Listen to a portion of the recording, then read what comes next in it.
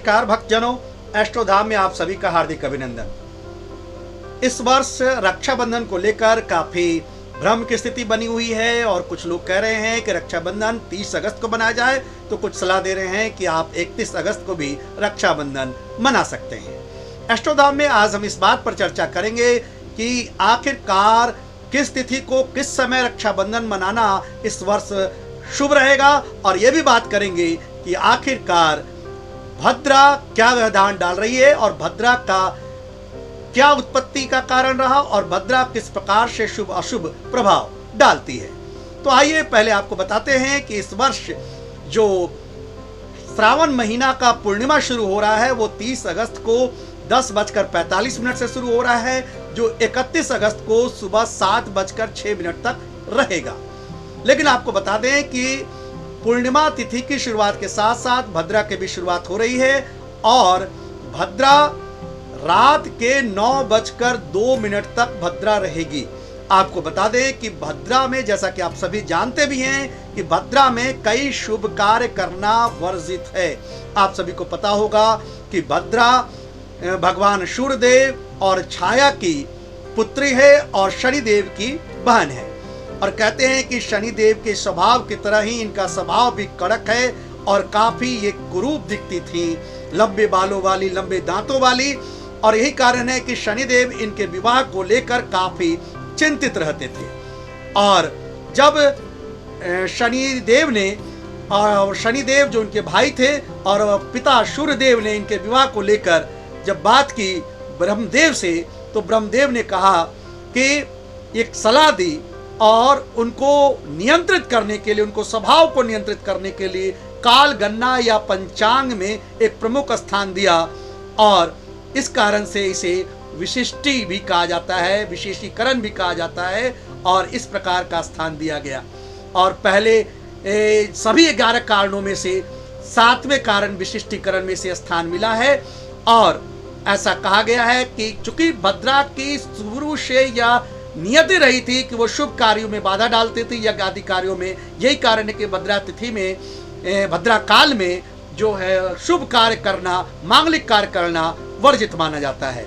लेकिन आपको बता दें कि कुछ ऐसे कार्य भी हैं जिसमें भद्रा व्यवधान नहीं डालती, जैसे कि तांत्रिक कार्य और कानूनी मुकदमा कार्य या चुनावी जो सभाएं होती हैं, चुनावी कार्रवाई, या कुछ ऐसे कार्य जिसमें दुश्मनों को नुकसान पहुंचाने की कोशिश की जाती है।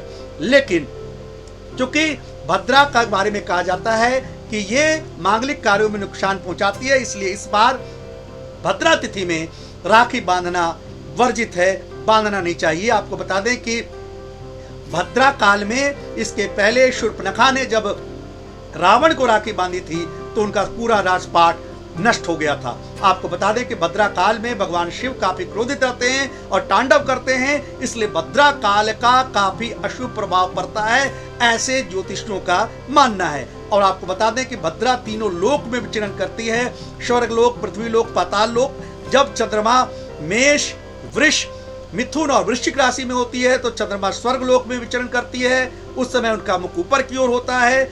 और जब चंद्रमा कन्या, तुला, धनु और मकर राशि में होती है तो ये भद्रा पाताल लोक में विचरण करती है और तब उसका मुख नीचे की ओर होता है। और जब भद्रा कर्क, सिंह और कुंभ और मीन राशि में विचरण रहती है चंद्रमा, तो ये भद्रा पृथ्वी लोक में विचरण करती है और तब इसका मुख सामने की ओर होता है। यही कारण है कि भद्रा काल में सामने की ओर मुख होने के कारण पृथ्वी लोक में सभी मांगलिक कार्य वर्जित माने जाते हैं। तो अब प्रश्न उठता है कि आखिरकार इस बार रक्षाबंधन कब मनाया जाए।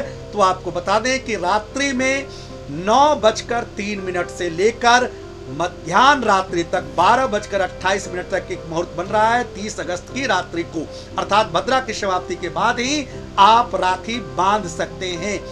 दूसरा एक जो शुभ काल बन रहा है वो सुबह करीब 5:15 बजे से लेकर 7:06 तक 31 अगस्त को सुबह में आप राखी बांध सकते हैं, पूर्णिमा की समाप्ति के पहले। हालांकि कुछ लोग ये सलाह भी देते हैं कि भद्रा में पूंछ काल में अर्थात शाम 5:30 से 6:30 तक आप राखी बांध सकते हैं, लेकिन मेरी ये सलाह है कि भद्रा काल में आप राखी नहीं बांधें तो वही श्रेयस्कर है। लेकिन प्रश्न उठता है कि क्या इससे भाई बहन के इस पवित्र त्योहार में कुछ बाधा पहुंच सकती है? तो मैं आपको ये सलाह दूंगा कि कुछ काम जो है वो लौकिक कारणों से भी किए जा सकते हैं। केवल ज्योतिषीय रीति रिवाजों को देखकर ही कार्य न करें, क्योंकि मुझे पता है कि 30 अगस्त को चूंकि रक्षाबंधन की छुट्टी है और बहनों को भाई के घर जाना सहज होता है। ऐसी परिस्थिति में आप क्या करें? ऐसी परिस्थिति में बहनों को सलाह है कि वो रात्रि में ही राखी बांधें, या विशेष परिस्थिति में यदि रात्रि में घर लौटना उनका काफी आवश्यक है तो संध्या में पूंज काल में शाम 5:30 से 6:30 में राखी बांध सकती है। लेकिन इसके पहले वो कुछ कार्य करे। सबसे पहले भगवान शंकर को राखी जरूर बांधें और उनके बाद भद्रा के जो हैं वो 12 नाम जरूर लें। धन्या, दधिमुखी, भद्रा, महामारी, कालरात्रि, महारुद्रा, विष्टि और कुलपुत्रिका, भैरवी, महाकाली, जो जितने नाम है उनके 12 नाम लें और भद्रा से ये प्रार्थना करें कि वो उन्हें किसी प्रकार का नुकसान न पहुंचाए, तभी भाई की कलाई में राखी बांधें। दूसरी एक तिथि चीज ये हो सकती है कि कई लोग मानते हैं कि चूंकि सूर्य उदय के हिसाब से पूर्णिमा को कुछ लोग मानते हैं, वैसी परिस्थिति में यदि आप सूर्योदय काल के पहले मतलब 7-6 बजे तक आप रात्रि 31 अगस्त को यदि आप राखी नहीं बांध सकते हैं तो आप लोगों को ये सलाह है कि आप लोग सुबह 10:30 बजे तक भी 31 अगस्त को राखी बांध सकते हैं। हालांकि उस समय तक पूर्णिमा समाप्त हो जाती है, फिर भी उदय काल की तिथि के हिसाब से पूर्णिमा को माना जा सकता है। जैसी सुविधा हो बहनों को भाइयों को उस हिसाब से करें। हालांकि ज्योतिषीय हिसाब से शुभ जो तिथि है, शुभ काल है, वो काल है 30 अगस्त को रात्रि 9:03 से लेकर 11:30 बजे रात तक ही उचित होगा, क्योंकि मध्य रात्रि के बाद मैं राखी बांधना उचित नहीं समझता हूं। और यदि आप मानते हैं यदि आपके घरों में संध्या काल में रात्रि के समय शुभ काम वर्जित है, मांगलिक कार्य वर्जित है, तो वैसी परिस्थिति में आप सुबह 7:06 बजे तक 31 अगस्त को राखी बांध लें। और विपरीत परिस्थितियों में आप 31 अगस्त को 10:30 बजे तक भी राखी बांध सकते हैं। तो जैसी सुविधा हो उस हिसाब से आप राखी बांध लें। तो उम्मीद करते हैं आपको ये मेरा वीडियो पसंद आया होगा। अगर पसंद आया होगा तो हमारे चैनल को सब्सक्राइब जरूर करें और लाइक करना न भूलें। और विभिन्न प्रकार के ज्योतिषीय समाधान के लिए और कई चीज़ों के लिए आप हमारे चैनल एस्ट्रोधाम को जरूर देखते रहें। हम फिर मिलेंगे नई बातों के साथ। तब तक के लिए राधे राधे, नमस्कार।